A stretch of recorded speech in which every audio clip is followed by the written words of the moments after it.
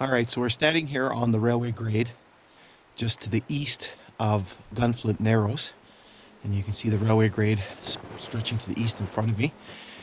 And this is one of my first winter adventures on the railway. I just finished walking across the lake from Gunflint Lodge, which is about 1.5 kilometers that way. You can see the American side over there. And we're standing right here. This is possibly the location of where the station at Gunflint may have been. There are several potential areas around here. And so you can see a little bit of an open area here. And then the railway grade veers off over here into the brush.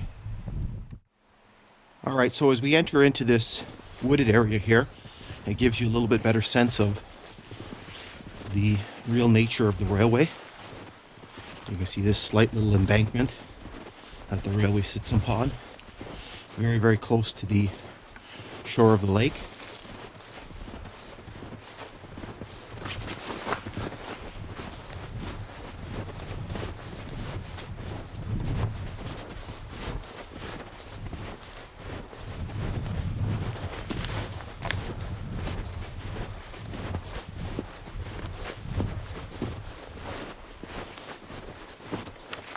And you can see we enter into another open area here, and the embankment is a little bit more pronounced.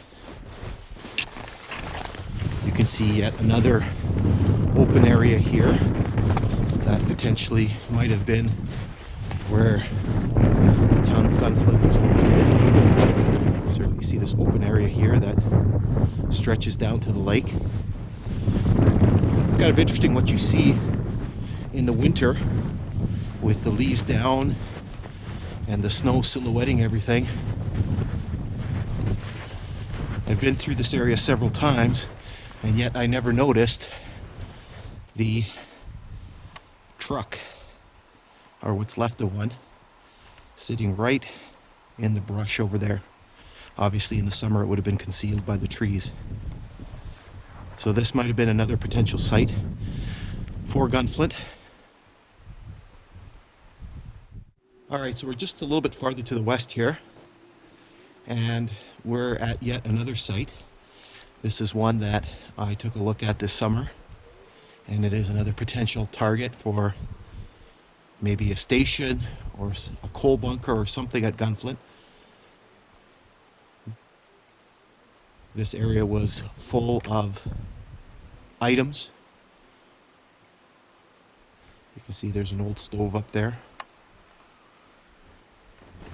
And then the grade continues this way to the west. Once again, you can see yet another open area right here with an old shack there in the distance.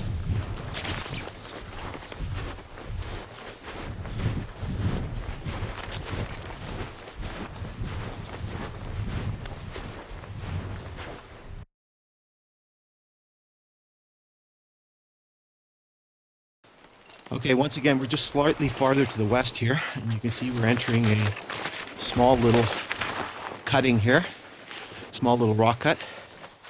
So you can see some of the rock work here.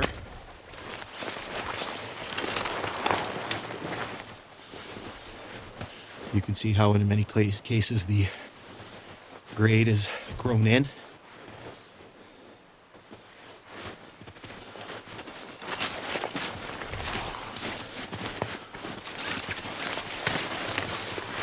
And here, very, very pronounced, is the western abutment of the Trestle across to the Minnesota side of Gunflint Narrows.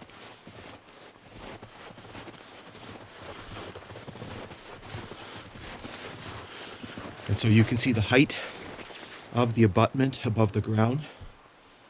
It's probably in the neighborhood of at least 15 feet.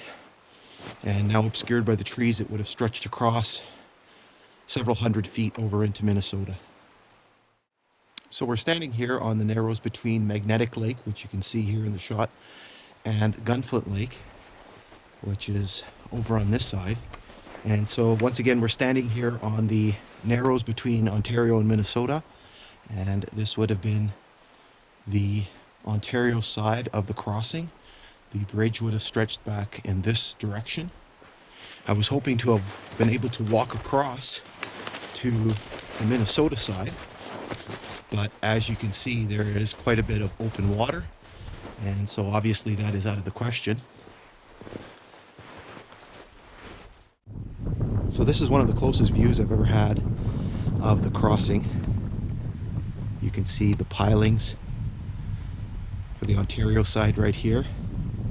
You can actually see some of the crib work in the water. You can actually make out a couple pilings in the water. And then you can see what are left of the pilings on the Minnesota side. And then the actual crossing right up here. You can see the rest of Gunflint Lake. You can see an international boundary marker right there on the top of the rock.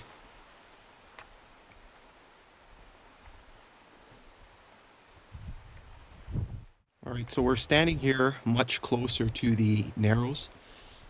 This is a perspective that I've never had before. From the winter, and due to the very, very low water, you can actually see what's left of the pilings for the eastern side of the bridge jutting out of the water. And the bridge would have stretched back that way into Ontario. And you can see the crossing here.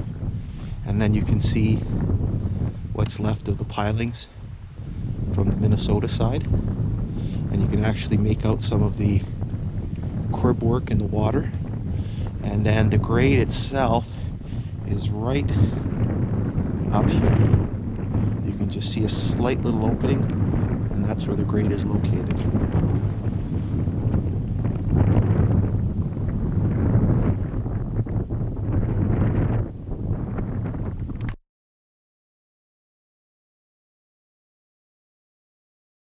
So we're standing here on Gunflint Lake, and we've moved just slightly to the south.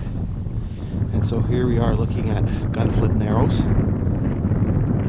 And so you can see here the Minnesota side of the Narrows, and then the short stretch of water, and then the Ontario side. And so you can see the approximate size of the cliff. You can see the railroad grade just right up here in this area here. So you can imagine that bridge across the Narrows. Once again, you can see the rock and the pilings in the water.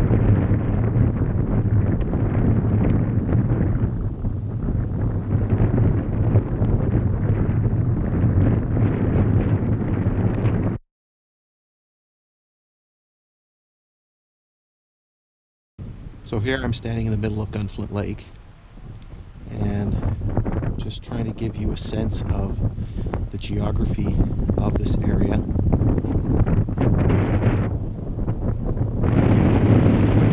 hopefully that will give you an idea of the challenges that the builders faced when they constructed the railway through this area.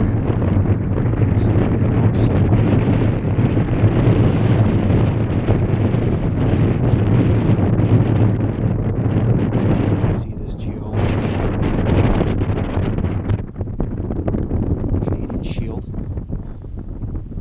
Certainly it looks a lot more stark and contrasting with the snow and the rock and the barren ground. You can see this is towards Leap Lane over here.